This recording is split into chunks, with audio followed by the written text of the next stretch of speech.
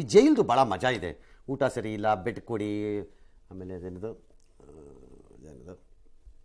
ನಿಮ್ಮ ಅಮ್ಮನ ಪಿಂಡ, ಸೊಳ್ಳೆ ಪರದೆ ಕೊಡಿ, ಟಿ ವಿ ಕೊಡು, ಪ್ಯಾನ್ ಕೊಡು, ಎ ಸಿ ಕೊಡು, ಡ್ಯಾಶು ಕೊಡು ಅಂತ ಹೇಳಿ ಒಂದು ಕೆಲಸ ಮಾಡ್ಬೋದಲ್ಲ. ಯಾರು ಒಂದು ಪ್ರಪೋಸಲ್ ಹಾಕಿ ಒಂಥರ ಕ್ರಾಂತಿಕಾರಿಯಾಗಿ ಖಾಸಗಿಯವರೊಬ್ರು ಯಾರು ಒಬ್ರು ಒಂದು ಎಕರೆನಲ್ಲೋ 2 ಎಕರೆನಲ್ಲೋ 250 ರೂಮ್ ಕಟ್ಬಿಡೋದಪ್ಪ, ಹೋಟೆಲ್ ಟೈಪಲ್ಲಿ ಎಲ್ಲ ಫೆಸಿಲಿಟೀಸ್ ಇರೋ ಥರ. ಆ ಹೋಟೆಲ್ ಜೈಲ್ ಅಂತ ಡಿಕ್ಲೇರ್ ಮಾಡ್ಬಿಡೋದು. ಯಾರ್ಯಾರಿಗೆ ಶಕ್ತಿ ಇದೆ ಅವರಲ್ಲಿ ತಗೊಂಡಿರ್ಬೋದು ರೂಮಲ್ಲಿ. ಬರೀ ಇಂಥದೆಯಾ ಜೈಲೇ ಹೋಗೋದೇನಕ್ಕೆ ಸರ್ ಅಲ್ಲಿ?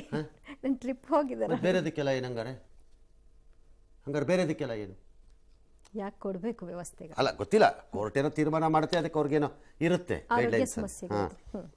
ಮಹಾರಾಷ್ಟ್ರ ಅಲ್ಲ ಒಳ್ಳೆ ಐಡಿಯಾ ಅಂತ.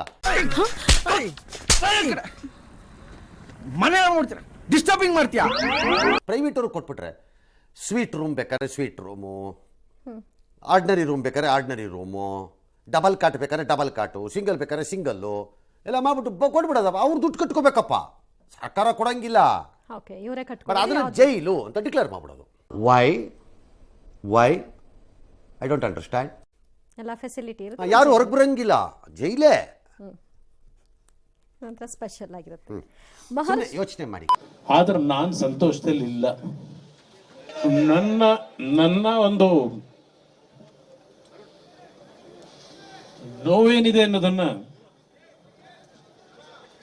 ನಾನೇ ಆ ನೋವನ್ನ ವಿಷಕಂಠನಾಗೆ ನುಂಗ್ತಾ ಇದ್ದೇನೆ ಅನ್ನೋದನ್ನ ಹೇಳಲಿಕ್ಕೆ ಬಯಸ್ತೇನೆ. ಡ್ರಾವಿಡ್ ಅವರು ಅದರೊಂದು ಅರ್ಧ ದುಡ್ಡು 2.5 ಕೋಟಿನ ವಾಪಸ್ ಕೊಟ್ಟಿದ್ದಾರಂತೆ. ಕಾರಣ ಭಾಳ ಸರಳ. ಕ್ಯಾಚ್ ಹಿಡಿಯೋರು ಪ್ಲೇಯರ್ಗಳು, ಬ್ಯಾಟಿಂಗ್ ಆಡೋರು ಪ್ಲೇಯರ್ಗಳು, ರನ್ ಹೊಡಿಯೋರು ಅವರು ಕಷ್ಟಪಡ್ತಾರೆ, ಅವ್ರಿಗೆ ಕೊಡಿ ದುಡ್ಡನ್ನು. ನಮಗೆ 5 ಕೋಟಿ ಕೊಟ್ಟಿದ್ದೀರಿ, ನಮಗೂ ಕೊಡಿ, ಬೇಡ ಅಂದಿಲ್ಲ.